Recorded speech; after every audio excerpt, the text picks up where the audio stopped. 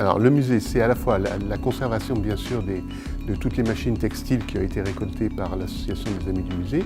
mais c'est aussi la conservation donc, des savoir-faire, puisque ces machines elles sont intéressantes si on sait les faire fonctionner, si on sait les entretenir, les faire fonctionner, savoir les entretenir,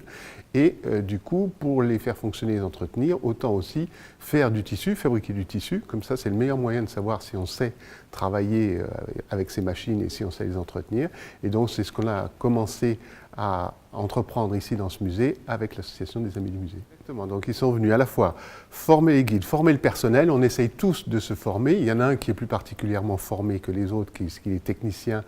à la fois d'origine, il a aussi une bonne sensibilité à tout ce qui est textile et aux machines, et donc c'est lui qui, alors, à la fois entretient la machine et va vite sonner la sonnette d'alarme en disant attention, j'ai telle et telle chose qui se passe sur la machine, je ne sais plus comment ça fonctionne, je ne sais plus ce que c'est, et les Amis du Musée viennent aider. Et ils viennent souvent aussi en disant bon, là tu sais faire ça, maintenant on va voir telle et telle autre partie. Et c'est vrai que c'est très long, une machine textile, c'est des années de travail avant de vraiment pouvoir maîtriser la technique, le contenu, mais surtout les réparations, qu'est-ce qui se passe quand elle s'arrête et tout. Appuyer sur le bouton et faire tourner, ça va. Nous, par exemple, on sait faire ça, on sait appuyer sur le bouton, le faire tourner pendant 5-10 minutes. Mais vraiment connaître toute la machine, c'est ce qu'on aimerait faire et pour l'instant, on a encore du travail devant nous.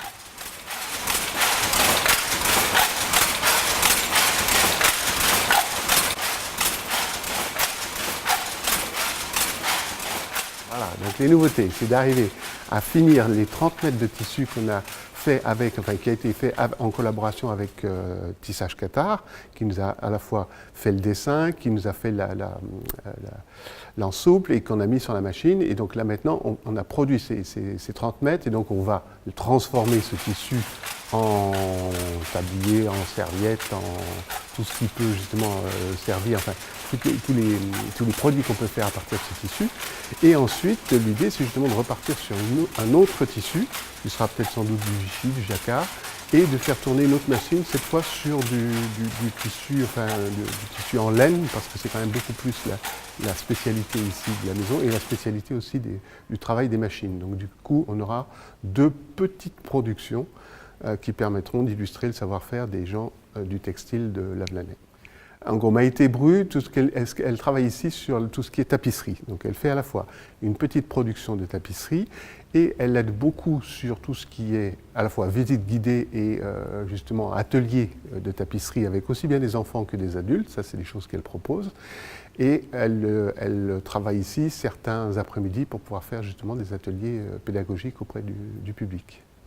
On travaille toujours avec les scolaires, mais c'est vrai que c'est un petit peu long à mettre en place parce que c'est toujours compliqué avec les scolaires parce qu'il faut pouvoir proposer, par exemple, à des scolaires qui sont lointains, il faut pouvoir proposer des journées complètes parce que venir pour une demi-journée, c'est un. Pour eux, organiser des demi-journées ici et là, c'est un petit peu plus complexe. Mais donc pour l'instant, on travaille beaucoup sur la zone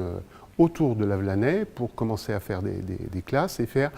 un petit peu une expérimentation de tous les ateliers pédagogiques qu'on a à disposition, voir ce qui fonctionne, ce qui ne fonctionne pas, comment est-ce qu'on améliore et tout, pour pouvoir proposer un produit de plus en plus complet et de plus en plus testé, surtout. Voilà.